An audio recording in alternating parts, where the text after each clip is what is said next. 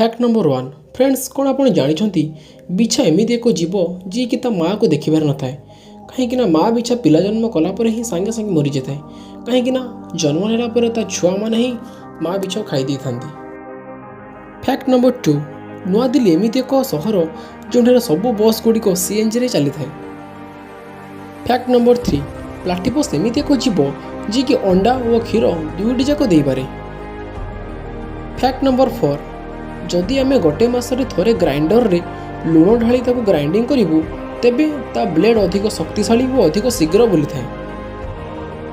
Fact number 5 बाघ एमती एक प्राणी जार हाड़ सबू प्राणीर हाड़ ठार अधिक शक्त होता है। फैक्ट नंबर 6 फ्रेंड्स आपन तो जानी दुनिया रे प्रत्येक स्थान में बाहाघर अलग अलग प्रकार नियम सब थाए किंतु आपन जानी आश्चर्य हेबे इंडोनेशिया रो टाइगर कम्युनिटी मानकर एमती प्रकार किसी नियम अच्छी। हाँ फ्रेंड्स तांको नियम अनुजाई सेठारे जी नुआ विवाह करिथाए तेबे से नवदंपति मानक 3 दिन पर्यंत तांको टॉयलेट जावाक दिया जाय न थाए।